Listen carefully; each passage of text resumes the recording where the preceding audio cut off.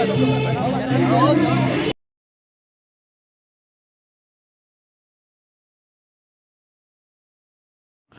ವೀಕ್ಷಕರೇ, ಈ ಹಳೆಯ ವಿದ್ಯಾರ್ಥಿಗಳು ಗುರುವಂದನ ಕಾರ್ಯಕ್ರಮದಲ್ಲಿ ತಮಗೆ ಕಲಿಸಿದಂಥ ಗುರುಗಳಿಗೆ ಮತ್ತು ಗುರುಮಾತೆಯರಿಗೆ ಎಲ್ಲರಿಗೂ ಕೂಡ ಸನ್ಮಾನ ಮಾಡ್ತಾಯಿದ್ದಾರೆ. ಇನ್ನೊಂದು ಏನಪ್ಪ ಅಂದರೆ ವಿಶೇಷ, ಈ ಸ್ಕೂಲಲ್ಲಿ ಗಣೇಶ್ ಸರ್, ಕಲಿಂಗಡ್ ಸರ್ ಮತ್ತು ವಾಸಪ್ಪ ಸರ್ ಅವರು ಕೂಡ ಸೇವೆ ಸಲ್ಲಿಸಿ ನಿವೃತ್ತರಾಗಿ ದೈವಾಧೀನರಾಗಿದ್ದಾರೆ. ಆದರೂ ಕೂಡ ಅವರು ನಮಗೆ ಕಲಿಸಿದ್ದಾರೆ. ಅವರು ನಮ್ಮ ಜೊತೆಯಲ್ಲಿಲ್ಲ, ಅವರು ನಾವು ಏನಂತಾರಲ್ಲ ಗೌರವ ಸಲ್ಲಿಸಬೇಕು, ಅವರ ಆತ್ಮಕ್ಕೆ ಶಾಂತಿ ಸಿಗಬೇಕಂತಂದು ಒಂದೆರಡು ನಿಮಿಷ ಮೌನಾಚರಣೆ ಮಾಡ್ತಾಯಿದ್ದಾರೆ. ಅದೇ ಒಂದು ವಿಶೇಷ. ಯಾಕಪ್ಪ ಅಂದರೆ ಅವರು ನಮ್ಮ ಜೊತೆಯಲ್ಲಿಲ್ಲ, ಆದರೂ ಕೂಡ ಅವ್ರು ನಾವು ಮರಿಬಾರ್ದು ಅನ್ನೋದೇ ಈ ಹಳೆ ವಿದ್ಯಾರ್ಥಿಗಳ ಒಂದು ಮನಸ್ಸು ವೀಕ್ಷಕರೇ.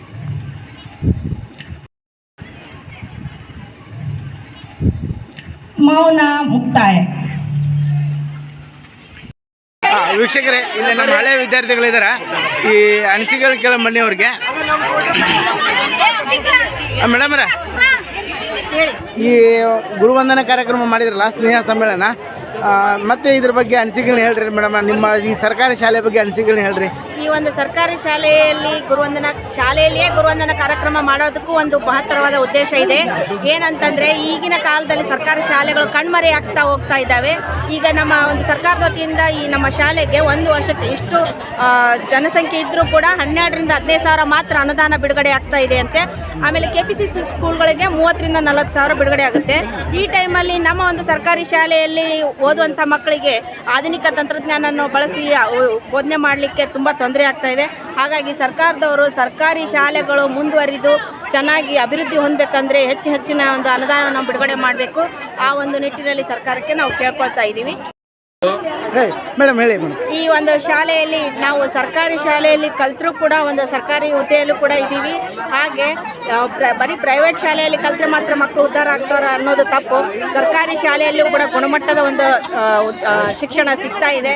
ಹಾಗಾಗಿ ಸರ್ಕಾರಿ ಶಾಲೆಯನ್ನು ಈಗ ಆಧುನಿಕ ಜಗತ್ತಿಗೆ ತಕ್ಕಂತೆ ಆಧುನೀಕರಣ ಮಾಡಿ ಅಭಿವೃದ್ಧಿ ಪಡಿಸಬೇಕು ಅಂತ ನಾವೊಂದು ಕೇಳ್ಕೊಳ್ತಾ ಇದ್ದೀನಿ. ಹಾಗೂ ಈ ನಿಟ್ಟಿನಲ್ಲಿ ನಮ್ಮ ಒಂದು ಸಮಾಜದ ಹಿರಿಯರು ಕೂಡ ಹೆಚ್ಚು ಒತ್ತು ಕೊಟ್ಟು ಅಭಿವೃದ್ಧಿ ಪಡಿಸ್ತಾ ಇದ್ದಾರೆ. ಆಮೇಲೆ ಈಗ ನಮ್ಮ ಎಲ್ಲ ಒಂದು ಶಾಲಾ ಸಹಪಾಠಿಗಳು ಎಲ್ಲೆಲ್ಲೂ ದೂರ ಇದ್ವಿ, ಎಲ್ಲರೂ ಕಲ್ತಿದ್ದೀವಿ. ಈ ಒಂದು ಉದ್ದೇಶದಿಂದ ಎಲ್ಲರೂ ದೂರ ಇದ್ದವರು, ಎಷ್ಟೋ ವರ್ಷಗಳು ಮುಖಗಳು ನೋಡದೇ ಇದ್ದವರು ಈ ಒಂದು ಕಾರ್ಯಕ್ರಮದ ನಿಮಿತ್ತ ಮುಖಗಳು ನೋಡುವಂಥ ಒಂದು ಸೌಭಾಗ್ಯ ಸಿಕ್ಕಿದೆ. ಅದೇ ಒಂದು ಸ್ನೇಹ ಸಮ್ಮಿಲನ, ಗುರುಗಳ ಒಂದು ವಂದನಾ ಅರ್ಪಣೆ. ಓಕೆ ಮೇಡಮ್, ಗುರುವಂದನ ಕಾರ್ಯಕ್ರಮ ಮಾಡಿದ್ದಕ್ಕೆ VK Agri ಯೂಟ್ಯೂಬ್ ಚಾನಲಿಂದ ತಮಗೆ ತುಂಬ ಧನ್ಯವಾದಗಳು ರೀ ಮೇಡಮ್. ಓಕೆ. ವೀಕ್ಷಕರೇ, ಇಲ್ಲಿ ಮತ್ತೆ ಹಳೆ ವಿದ್ಯಾರ್ಥಿಗಳಿದ್ದಾರೆ. ಬನ್ನಿ, ಇವ್ರನ್ನ ಸರ್ಕಾರಿ ಶಾಲೆ ಅಭಿವೃದ್ಧಿ ಆಗಕ್ಕೆ ಇನ್ನೂ ಏನೇನು ಮಾಡ್ಬೇಕನ್ನೋದು ಅವ್ರ ಬಗ್ಗೆ ಕೇಳೋಣ. ಸರ್ ನಮಸ್ಕಾರ. ಸರ್ ನಮಸ್ತೆ. ಈಗ ಸರ್ಕಾರಿ ಶಾಲೆ ಅಭಿವೃದ್ಧಿ ಆಗಕ್ಕೆ ಇನ್ನು ಏನೇನು ಮಾಡ್ಬೇಕಂತ ನಿಮ್ಮ ತಲೆಯಲ್ಲಿ ಯೋಚನೆಗಳಿದಾವೆ ಸರ್? ಯಾಕಂದರೆ ನೀವು ಒಬ್ಬ ಹಳೆ ಸ್ಟೂಡೆಂಟ್ ಆಗಿ ಮತ್ತು ಇಲ್ಲಿ ಇದೇ ಸ್ಕೂಲಲ್ಲಿ ಓದಿದ್ದೀರಾ, ಏನು ಹೇಳೋದಕ್ಕೆ ಇಷ್ಟಪಡ್ತಿದ್ರಿ ಸರ್ ನೀವು? ಸರ್, ಮೊಟ್ಟ ಮೊದಲನೇದಾಗಿ ನಿಮಗೆ ಅಭಿನಂದನೆಗಳನ್ನು ಹೇಳಲಿಕ್ಕೆ ಇಷ್ಟಪಡ್ತೀನಿ. ಯಾಕಂತಂದ್ರೆ ಹಳೆ ವಿದ್ಯಾರ್ಥಿಗಳನ್ನ ಇಲ್ಲಿ ಕರೆಸಿ ಶಾಲೆಗಳಲ್ಲಿ ನಾವು ಏನೆಲ್ಲ ಅಭಿವೃದ್ಧಿ ಮಾಡಬೇಕು, ಮಕ್ಕಳ ದಾಖಲಾತಿಗಳನ್ನು ಹೆಚ್ಚು ಮಾಡ್ಬೇಕಂತಂದ್ರೆ ನಾವೆಲ್ಲ ಕಾರ್ಯಕ್ರಮಗಳನ್ನು ಹಮ್ಕೋಬೇಕು ಅಂತ ನಿಮ್ಗೆ ಏನು ಪ್ಲಾನ್ ಮಾಡ್ಕೊಳ್ದಿರಿ ನೋಡಿ. ಅದಕ್ಕೆ ನಾವು ಮೊಟ್ಟ ಮೊದಲನೇದಾಗಿ ನಿಮ್ಗೆ ಅಭಿನಂದನೆಗಳನ್ನ ಸಲ್ಲಿಸ್ತೀನಿ. ಯಾಕಂತಂದ್ರೆ ಇತ್ತೀಚಿನ ಒಂದು ಪ್ರಸ್ತುತ ದಿನಮಾನಗಳಲ್ಲಿ ನಮ್ಮ ಸರ್ಕಾರಿ ಶಾಲೆಗಳು ಏನಾಗ್ತವೆ ಅಂತಂದ್ರೆ ಅವನತಿ ಸಾಗ್ತಾ ಇದ್ದಾವೆ. ಅಂತಂದ್ರೆ ಏನಂತಂದ್ರೆ ಗುಣಾತ್ಮಕ ಶಿಕ್ಷಣ ಇದ್ರೂ ಸಹ ಒಂದು ಪಾಲಕರ ಒಂದು ಹಿನ್ನೆಲೆ ಅನ್ಬೋದು, ಏನು ಶಾಲಾ ಪರಿಸರ ಅನ್ಬೋದು, ಅದೇನು ಅರ್ಥ ಆಗ್ತಾ ಇಲ್ಲ ಕೆಲವೊಂದ್ಸರಿ. ಯಾಕಂತಂದ್ರೆ ನಾವು ಸರ್ಕಾರಿ ಶಾಲೆಯಲ್ಲಿ ನೋಡ್ರಿ, ನಂದ ಒಂದು ಉದಾಹರಣೆ ತಗೊಂಡ್ರೆ, ನಾನು ಸರ್ಕಾರಿ ಶಾಲೆಯಲ್ಲಿ ಓದಿ, ಇದೇ ನನ್ನ ಭಾಗ್ಯನಗರದ ಮಾದರಿ ಶಾಲೆಯಲ್ಲಿ ಓದಿ, ನಾನು ಸುಮಾರು 7 ವರ್ಷ ಆಯ್ತು ನಾನು ಸರ್ಕಾರಿ ಶಾಲೆಯ ಒಬ್ಬ ಶಿಕ್ಷಕನಾಗಿದ್ದೀನಿ. ಯಾಕಂತಂದ್ರೆ ಅವಾಗ ನಾವೊಂದು ಮಕ್ಕಳ ಸ್ಟ್ರೆಂತ್ ಇಲ್ಲಿ ನಮ್ಮ ಭಾಗ್ಯನಗರದಲ್ಲಿ ಎಷ್ಟಿತ್ತು ಅಂದ್ರೆ ಸುಮಾರು 1500ರಿಂದ 2000 ಸ್ಟ್ರೆಂತ್ ತನಕ ಇತ್ತು. ಅವಾಗ ಶಿಕ್ಷಕರ ಸಂಖ್ಯೆ ಸುಮಾರು 25ರಿಂದ 30 ಶಿಕ್ಷಕರ ಸಂಖ್ಯೆ ಇತ್ತು. ಆದ್ರೆ ಇವಾಗ ಪ್ರೆಸೆಂಟ್ ನೋಡಿದೆ ಅಂತಂದ್ರೆ 250ಕ್ಕಿಂತ ಮಕ್ಕಳ ಸಂಖ್ಯೆ ಕಡಿಮೆ ಇದೆ. ಶಿಕ್ಷಕರ ಸಂಖ್ಯೆ ಪ್ರೆಸೆಂಟ್ ಎಷ್ಟಿದೆ ಅಂತಂದ್ರೆ 9 ಶಿಕ್ಷಕರ ಸಂಖ್ಯೆ ಇದೆ. ಇದಕ್ಕೆಲ್ಲ ಕಾರಣ ಯಾರಂತಂದ್ರೆ ನಾವು ಪಾಲಕರೇ ಇದ್ದೀವಿ. ಹಾಗಾಗಿ ನಾವೇನ್ ಮಾಡ್ಬೇಕು, ಮಕ್ಕಳಿಗೆ ಗುಣಾತ್ಮಕ ಶಿಕ್ಷಣ ನೀಡಬೇಕಪ್ಪ ಅಂದ್ರೆ ನಾವು ಶಾಲಾ ಹಂತದಲ್ಲಿ ಹಳೆ ವಿದ್ಯಾರ್ಥಿಗಳು ಮತ್ತು ಪಾಲಕ ಪೋಷಕರು ಸೇರ್ಕೊಂಡು, ಗ್ರಾಮದ ಹಿರಿಯರು ಎಲ್ಲ ಮುಖಂಡರು ಸೇರ್ಕೊಂಡು ಮಕ್ಕಳ ಒಂದು ಶಾಲಾ ದಾಖಲಾತಿಯನ್ನು ಹೆಚ್ಚು ಮಾಡ್ಬೇಕಂದ್ರೆ ನಾವೆಲ್ಲ ಏನೇನೆಲ್ಲ ಕ್ರಮ ಕೈಗೊಳ್ಳಬೇಕು ಅನ್ನುವಂತಹ ಒಂದು ವಿಚಾರವನ್ನು ನಾವು ಪ್ರೆಸೆಂಟ್ ಮಾಡಬೇಕಾಗಿದೆ. ಆದ್ದರಿಂದ ನಾವೆಲ್ಲ ಒಂದು ಸ್ನೇಹಿತರು ಹಳೆಯ ಎಲ್ಲ ವಿದ್ಯಾರ್ಥಿಗಳೆಲ್ಲ ಸೇರ್ಕೊಂಡು ಏನು ಮಾಡ್ತಾ ಇದೀವಿ ಅಂತಂದ್ರೆ ಶಾಲೆಗೆ ಏನೇನು ಬೇಕಪ್ಪ, ಮೂಲಭೂತ ಅವಶ್ಯಕವಾಗಿ ಏನೇನು ಬೇಕು, ನಾವಾಗಲೇ ಮೇಡಮ್ ಅವರೆಲ್ಲರೂ ಮಾತಾಡ್ತಕ್ಕಂಥ ಸಂದರ್ಭದಲ್ಲಿ ಹೇಳಿದ್ರು. MLA ಅವರಾಗಿರ್ಬೋದು, ಇಲ್ಲಿ ಗ್ರಾಮದ ಒಂದು ಮುಖಂಡರಾಗಿರ್ಬೋದು, ಸಭೆ ಸೇರಿ ಸುಮಾರು ಒಂದು 3 ಸರಿ ಸಭೆ ಸೇರಿಕೊಂಡು ಈ ಒಂದು ಶಾಲೆಯನ್ನು ಉನ್ನತೀಕರಣವನ್ನು ಮಾಡಬೇಕು, ಶಾಲೆ ಗುಣಾತ್ಮಕ ಶಿಕ್ಷಣ ಪಡಿಬೇಕು, ಇಲ್ಲಿರ್ತಕ್ಕಂತಹ ಶಾಲೆಯ ಮಕ್ಕಳ ಸಂಖ್ಯೆ ಹೆಚ್ಚಿಗೆ ಆಗಬೇಕು ಅನ್ನೋದಕ್ಕೆ ಬೇರೆ ಬೇರೆ ಎಲ್ಲ ರೂಪರೇಷೆಗಳನ್ನು ತಯಾರು ಮಾಡ್ಕೊಂಡು ಪಾಲಕರಲ್ಲಿ ಏನು ಅರಿವು ಮೂಡಿಸ್ತಾ ಮಕ್ಕಳ ಸಂಖ್ಯೆಯನ್ನು ಜಾಸ್ತಿ ಮಾಡೋಣ ಅನ್ನುವಂತಹ ಒಂದು ವಿಚಾರ ಇಟ್ಕೊಂಡಿದ್ದೀವಿ ಸರ.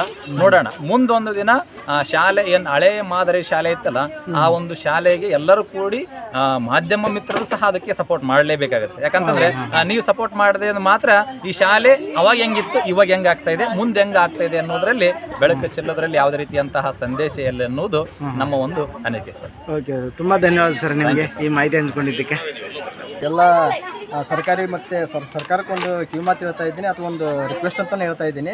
ದಯಮಾಡಿ ಕರ್ನಾಟಕ ಸರ್ಕಾರದಲ್ಲಿ ಕರ್ನಾಟಕ ಶಾಲೆಗಳು ತುಂಬ ಶಾಲೆಗಳು ಅವನತಿಯಲ್ಲಿದ್ದಾವೆ. ಹಾಗೆ ಸೌಲಭ್ಯಗಳನ್ನು ಕೊಡ್ತಲ್ಲಿ ಸರ್ಕಾರ ಆಯಿತು ಇನ್ನೊಂದಾಯಿತು ಭಾಳ ಹಿನ್ನಡೆ ಹೋಗ್ತಾ ಇದೆ. ದಯಮಾಡಿ ಸರ್ಕಾರದವರು ಸಂಬಂಧಪಟ್ಟ ನಮ್ಮ ಶಾಲೆ ನಮ್ಮ ಹೆಮ್ಮೆ ಸರ್ಕಾರಿ ಶಾಲೆಗಳನ್ನು ಉಳಿಸ್ತಕ್ಕಂಥದ್ದು ನಮ್ಮ ಕರ್ತವ್ಯ. ದಯಮಾಡಿ ಸರ್ಕಾರಿ ಶಾಲೆಗಳಿಗೆ ಒತ್ತು ಕೊಡಿ, ಖಾಸಗಿ ಶಾಲೆಗಳಿಗೆ ಒತ್ತು ಕೊಡಬೇಡಿ ಅಂತ ಹೇಳ್ತಾ ಇಲ್ಲ. ಅಲ್ಲಿ ಕೊಡ್ತಕ್ಕಂಥ ಫೆಸಿಲಿಟಿಗಳು ಸೌಲಭ್ಯಗಳು ಸರ್ಕಾರಿ ಶಾಲೆಯಲ್ಲಿ ಕೊಡ್ತಾ ಇಲ್ಲ. ಹಂಗಾಗಿ ಜನಸಂಖ್ಯೆ ಕೂಡ ಕಮ್ಮಿ ಆಗ್ತಿದೆ, ವಿದ್ಯಾರ್ಥಿಗಳ ಸಂಖ್ಯೆ ಕೂಡ ಕಮ್ಮಿ ಆಗ್ತಿದೆ, ಟೀಚರ್ಸ್ ಸಂಖ್ಯೆ ಕೂಡ ಕಮ್ಮಿ ಆಗ್ತಿದೆ. ಒಂದೊಂದು ಸ್ಕೂಲ್ನಲ್ಲಿ ಇರ್ತಕ್ಕಂಥ ಒಂದು ಬೆಂಚ್ಗಳಿಲ್ಲ, ಬೋರ್ಡ್ಗಳಿಲ್ಲ, ಆಮೇಲೆ ಟೀಚರ್ಗಳು ಕೂಡಲಿಕ್ಕೆ ಟೇಬಲ್ಗಳಿಲ್ಲ, ಮಕ್ಕಳಿಗೆ ವಸತಿ ವಿನ್ಯಾಸಗಳನ್ನಿಲ್ಲ. ದಯಮಾಡಿ ಹಂಗಾಗಿ ಸರ್ಕಾರಿ ಶಾಲೆಗೆ ಹೆಚ್ಚಿನ ಒತ್ತು ಕೊಟ್ಟು ಸರ್ಕಾರಿ ಶಾಲೆಯನ್ನು ಉಳಿಸ್ತಕ್ಕಂಥ ಕೆಲಸ ಮಾಡಿ, ಸರ್ಕಾರಿ ಶಾಲೆಗಳನ್ನು ಬೆಳೆಸ್ತಕ್ಕಂಥ ಕೆಲಸ ಮಾಡಿ, ಇನ್ನೂ ಹೆಚ್ಚಿನ ಮಟ್ಟದಲ್ಲಿ ಸರ್ಕಾರಿ ಶಾಲೆಗಳು ರಾಜ್ಯ ಮಟ್ಟದಲ್ಲಿ ರಾಷ್ಟ್ರ ಮಟ್ಟದಲ್ಲಿ ಪದಕಗಳನ್ನು ಪಡೆದು ಇನ್ನೂ ಹೆಚ್ಚಿನ ಮಟ್ಟದಲ್ಲಿ ಬೆಳವಣಿಗೆ ಆಗಲಿಕ್ಕೆ ಒಳ್ಳೆಯ ಉದ್ದೇಶಗಳನ್ನು ಅಭಿವೃದ್ಧಿ ಆಗಲಿಕ್ಕೆ ಅವಕಾಶ ಮಾಡಿಕೊಡ್ಬೇಕಂತ ಕೇಳ್ಕೊಳ್ತಾ ಇದ್ದೀನಿ. ಓಕೆ ಸರ್, ಓಕೆ ಸರ್, ತುಂಬ ಧನ್ಯವಾದ ಸರ್. ಸರ್ ಇನ್ನೊಂದು ಸರ ಈಗ ಬೇರೆ ಪ್ರೈವೇಟ್ ಸ್ಕೂಲಲ್ಲಿ ಸರ ಸ್ಟಾರ್ಟಿಂಗ್ ಏನಂತಾರಲ್ಲ LKG ಇಂಗ್ಲೀಷ್ ಮೀಡಿಯಮ್ ಹೇಳ್ತಾ ಇದ್ದಾರೆ. ಈಗ ನಮ್ಮ ಸ್ಕೂಲಲ್ಲಿ ಕನ್ನಡ ಸ್ಕೂಲಲ್ಲಿ ಕೊಟ್ಟರು ಒಳ್ಳೇದಲ್ಲ ಸರ್. ಯಾಕಂದ್ರೆ ಆ ಇಂಗ್ಲೀಷ್ ಮೀಡಿಯಮ್ಗೋಸ್ಕರ ಬೇರೆ ಮಕ್ಕಳು ಅಲ್ಲಿ ಹೋಗ್ತಾ ಇದ್ದಾರೆ ಸರ್, ಹೌದಲ್ರಿ? ಈಗ ಅಲ್ಲಿ ನಾವು ಹಚ್ಬೇಕಾದ್ರೆ LKGಗೆ 30-40 ರೂಪಾಯಿ ಕೊಡ್ಬೇಕು. ನಾನು ನಾವು ಕನ್ನಡ ಕಲಿಬೇಡ ಅಂತ ಹೇಳ್ತಾ ಇಲ್ಲ ರೀ, ಕನ್ನಡ ಕಲಿಬೇಕು, ನಾವು ಅಪ್ಡೇಟ್ ಆಗ್ಬೇಕಂದ್ರೆ ಇವಾಗ ಏನಂತಂದ್ರೆ ಸರ ಹೌದಲ್ಲ ಸರ್, ನಾವು ಅಪ್ಡೇಟ್ ಆಗಲೇಬೇಕಾಗುತ್ತೆ ನನ್ನೊಂದು ಅನಿಸಿಕೆ. ಅದಕ್ಕೆ ನಾನು ನಿಮ್ಮ ಹತ್ರ ಕೇಳ್ತಾ ಇದ್ದೀನಿ. ನಿಮ್ಮ ಅಭಿಪ್ರಾಯಕ್ಕೆ ಅಥವಾ ಪ್ರಶ್ನೆಗೆ ನಾನು ಕೊಡ್ತೀನಿ. ನಾನೊಬ್ಬ ಕನ್ನಡ ಪರ ಹೋರಾಟಗಾರ. ಖಾಸಗಿ ಶಾಲೆಯಲ್ಲಿ ಕೊಡ್ತಕ್ಕಂಥ LKG UKGಗಳನ್ನ ಕೊಡಿ ಬೇಡ ಅನ್ನಂಗಿಲ್ಲ. ಸರ್ಕಾರಿ ಶಾಲೆಗೂ ಇಂಗ್ಲಿಷ್ ಕಡ್ಡಾಯ ಅಂತ ಏನಿಲ್ಲ. ಅದು ಒಂದು ನಮ್ಗ ಏನು ಬಿಸ್ನೆಸ್ ವ್ಯಾಪಾರವನ್ನಾಗಿ ಮಾಡಲಿಕ್ಕೆ ಅಥವಾ ಶಿಕ್ಷಣದ ಒಂದು ಮಹತ್ವವನ್ನು ಪಡಲಿಕ್ಕೆ ಇಂಗ್ಲಿಷ್ ಅವಶ್ಯಕತೆ ಇದೆ. ದಯಮಾಡಿ ಕನ್ನಡಾಭಿಮಾನ ಕನ್ನಡ ಪ್ರೀತಿ ನಮ್ಮ ಮೆದೆಯಲ್ಲಿ ಇರುತ್ತೆ, ಅವಾಗ ನಾವು ಬೆಳೆಸ್ಕೊಂತ ಹೋಗ್ತೀವಿ. ಶಿಕ್ಷಣ ಅಂತ ಬಂದಾಗ ಅಥವಾ ಮುಂದೆ ಬಿಸ್ನೆಸ್ ಪ್ರಪೋಸಲ್ ವ್ಯಾಪಾರ ಶಿಕ್ಷಣ ಸರ್ ಇದೆ. ಯಾಕಂದ್ರೆ ನಮ್ಮ ಮಕ್ಳಿಗೆ ಬೇಕೀಗ. ಯಾಕಂದ್ರೆ ಈಗ ಇಂಗ್ಲೀಷ್ ಮೀಡಿಯಂ ಕಲಿಸೋಕ್ಕೋಸ್ಕರ ಬೇರೆ ಕಡೆ ಆಗ್ತಿದಾರೆ. ಹಾಗಾಗಿ ನಮ್ಮ ಏನಂತಾರಲ್ಲ ನಮ್ಮ ಸರ್ಕಾರಿ ಶಾಲೆಯಲ್ಲಿ ಏನಂತಾರಲ್ಲ ಜನಸಂಖ್ಯೆ ಇದೆ ಕಡಿಮೆ ಆಗ್ತಾಯಿದೆ, ವಿದ್ಯಾರ್ಥಿಗಳ ಸಂಖ್ಯೆ ಕಡಿಮೆ ಆಗ್ತಾಯಿದೆ, ಮತ್ತು ಅವು ಅನುಕೂಲಗಳು ಕಡಿಮೆ ಆಗ್ತದೆ. ಆ ಒಂದು ಉದ್ದೇಶಕ್ಕೆ ಕೇಳ್ತಾ ಇದ್ದೀನಿ ಸರ್. ನಿಮ್ಮ ಅಭಿಪ್ರಾಯ ಏನು ಸರ್? ಅದಕ್ಕೆ ಒಳ್ಳೆಯದು ಸರ್. ನಾನು ಇಂಗ್ಲೀಷ್ನ ಕೊಡಬೇಡಿ ಅಂತ ಹೇಳ್ತಾ ಇರಲ್ಲ. ಸರ್ಕಾರಿ ಶಾಲೆಗಳಿಗೂ ಏನು ನಮ್ಮ ಜ್ಞಾನಕ್ಕೋಸ್ಕರ ಭವಿಷ್ಯಕ್ಕೋಸ್ಕರ ಈಗೇನು ಕನ್ನಡ 5ನೇ ಕ್ಲಾಸ್ ಅಥವಾ 7ನೇ ಕ್ಲಾಸ್ ಇಂಗ್ಲೀಷ್ ಕಡ್ಡಾಯ ಅಂತೇಳಿ ಮಾಡಿದ್ರು, ಅದು ಮುಂದುವರ್ತಾ ಇದೆ. ಹಂಗಾಗಿ ಈಗಿನ ಫ್ಯೂಚರ್ ಹೆಂಗಿದೆ ಅಂದ್ರೆ ತಂದೆ ಪೋಷಕರು ಹೆಂಗಿದ್ದಾರೆ ಅಂದ್ರೆ ನಮ್ಮ ಮಕ್ಕಳು ಇಂಗ್ಲೀಷಲ್ಲೇ ಮಾತಾಡಬೇಕು, ಓದಬೇಕು. ಖಾಸಗಿ ಸ್ಕೂಲ್ಗಳಲ್ಲಿ ಒಳ್ಳೆ ಸೌಲಭ್ಯಗಳಿದ್ದಾವೆ. ಹಂಗಾಗಿ ಕಡಿಮೆ ಪ್ರಮಾಣದಲ್ಲಿ ಸರ್ಕಾರಿ ಶಾಲೆಗೆ ಅಡ್ಮಿಷನ್ ಮಾಡಿಸೋದು ಬಿಟ್ಟು ಖಾಸಗಿ ಶಾಲೆಗೆ ಅಡ್ಮಿಷನ್ ಮಾಡಿಸ್ತಾ ಇದ್ದಾರೆ. ಹಾಗಾಗಿ ದಯಮಾಡಿ ಆ ಸೌಲಭ್ಯಗಳನ್ನು ಕನ್ನಡ ಶಾಲೆಗಳಿಗೆ ಕೊಟ್ಟರೆ ಹೆಚ್ಚಿನ ಮಟ್ಟದ ಜನಸಂಖ್ಯೆ ಕೂಡ ಆಗುತ್ತೆ, ಅಭಿವೃದ್ಧಿ ಆಗಲಿಕ್ಕೆ ಅವಕಾಶ ಆಗುತ್ತೆ. ಓಕೆ ಸರ್, ತುಂಬ ಧನ್ಯವಾದ ಸರ್ ನಿಮಗೆ. Thank you sir. Okay sir. ಈ ಶಾಲೆಯಲ್ಲಿ ಕಲಿಸಿದಂಥ ಗುರುಮಾತ ಇದ್ದಾರೆ, ಇವರು ಕೂಡ ಗುರುವಂದನ ಕಾರ್ಯಕ್ರಮ ಮಾಡಿದ್ದಾರೆ. ಇವರು ಅನಿಸಿಕೆ ಬನ್ನಿ ವೀಕ್ಷಕರೇ. ನಮಸ್ಕಾರ ಮಾರ. ಈ ಗುರುವಂದನ ಕಾರ್ಯಕ್ರಮ ಮಾಡಿದ್ರಲ್ಲ, ಇವು ನಿಮ್ಮ ಈ ಅನಿಸಿಕೆ ಹೇಳ್ರಲ್ಲ ಹೇಗೆ ನಿಮಗೆ? ಯಾಕಂದರೆ ಈ ಸ್ಕೂಲ್ ಬಿಟ್ಟು ಹೋಗಿದ್ರಿ ನೀವು, ಮತ್ತು ಈ ಸ್ಕೂಲಿಗೆ ಬಂದು ಹಳೆ ವಿದ್ಯಾರ್ಥಿಗಳ ಕಡೆಯಿಂದ ನಿಮಗೆ ಸನ್ಮಾನ ಆಯಿತು. ಹೇಗೆ ಅನ್ನಿಸ್ತು ನಿಮಗೆ? ನಾನು ಸುಮಾರು ಇಲ್ಲೇ 2000 ಇಸ್ವಿಗೆ ಈ ಶಾಲೆಗೆ ಬಂದೆ. 2010ವರೆಗೆ ಇಲ್ಲಿ ಇದ್ದೆ. ಇಲ್ಲೇ ಬಂದ ಮೇಲೆ ಇಲ್ಲಿ ಎಲ್ಲ ಹುಡುಗರು ನಮಗೆ ಭಾಳ ಇದು MHP ಸ್ಟೇಷನ್ ರೋಡ್ ಶಾಲೆಯಿಂದ ಬಂದಿದ್ನಲ್ಲ, ಇಲ್ಲೇ ಏಕ್ದಮ್ ಬಂದ ಕೂಡಲೇ ಇಲ್ಲಿ ಹುಡುಗರಿಗೆ ಅಲ್ಲಿಗೆ ಸ್ವಲ್ಪ ವ್ಯತ್ಯಾಸ ಇತ್ತು. ನಾನು ಹಗಲೆಲ್ಲ ಅಂದ್ರು ಸುಧಾ ಅವರು ಭಾಳ ಸುಧಾರಿಸ್ಕೊಂಡ್ರು ಹುಡುಗರು. ಭಾಳ ಇದರಿಂದ ಸ್ಟಡಿ ಮಾಡ್ತಿದ್ರು. ಅಗದಿ ಪ್ರಾಕ್ಟಿಕಲಿ ಬಹಳ ಇದು ಮಾಡ್ತಿದ್ರು. ನಾವು ಈ ಒಂದು ಗುರುವಂದನಾ ಕಾರ್ಯಕ್ರಮದಿಂದ ನಮ್ಮ ಎಲ್ಲ ಟೀಚರ್ಸು, ಹಳೆ ಟೀಚರ್ಸೂ ಎಲ್ಲರೂ ಭೇಟಿಯಾದರು, ಹಳೆ ವಿದ್ಯಾರ್ಥಿಗಳು ಭೇಟಿಯಾದರು. ಆಮೇಲೆ ಅವರೆಲ್ಲರೂ ನನ್ನ ಭಾಳ ಆಧಾರದಿಂದ ಬರಮಾಡಿಕೊಂಡ್ರು. ಒಂದು ಹಬ್ಬದ ವಾತಾವರಣವನ್ನು ಶಾಲೆಯಲ್ಲಿ ನಿರ್ಮಾಣ ಮಾಡಿದರು. ಮತ್ತು ಇದರ ಸಾಕಷ್ಟು ತಾವು ಪರಿಶ್ರಮ ಪಟ್ಟು ಇದು ಮಾಡಿದರು. ಮನೆಗೆ ಬಂದು ನಮಗೆ ಆಮಂತ್ರಣ ಪತ್ರಿಕೆಯನ್ನು ಕೊಟ್ಟು ಕರೆಸಿ ಎಲ್ಲರೂ ಹುಡುಗಿಯರು ಮತ್ತು ಹುಡುಗರು ಎಲ್ಲರೂ ಕೂಡ ನಮಗೆ ಭಾಳ ಆಧಾರದಿಂದ ಸನ್ಮಾನ ಮಾಡಿದರು. ಇದರಿಂದ ನಮಗೆ ಭಾಳ ಖುಷಿ ಆಯ್ತು. ನಾವು ಯಾವುದೇ ಒಂದು ಪ್ರಶಸ್ತಿಗಿಂತ ಈ ಮಕ್ಕಳ ಪ್ರಶಸ್ತಿ ನಮಗೆ ಭಾಳ ಸಂತೋಷವನ್ನು ತಂತು.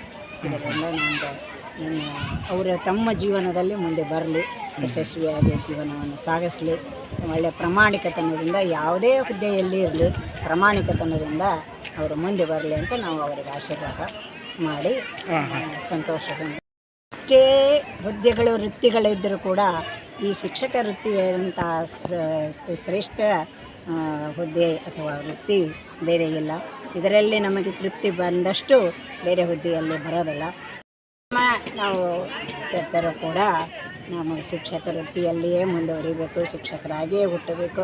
ನಮ್ಮ ಕೈಯಲ್ಲಿ ಕಲಿತಕ್ಕಂಥ ಮಕ್ಕಳು ಮುಂದೆ ಉನ್ನತ ದರ್ಜೆಯಲ್ಲಿ ಹೋಗಬೇಕು ಅನ್ನೋದೇ ಓಕೆ ಅಮ್ಮರ, ತುಂಬ ಧನ್ಯವಾದ ನಿಮಗೆ ಈ ಮಾಹಿತಿ ಹಂಚಿಕೊಂಡಿದ್ದಕ್ಕೆ ಅಂತೇಳಿ ನಾನು ಹೇಳಲಿಕ್ಕೆ ಇಷ್ಟಪಡ್ತೀನಿ.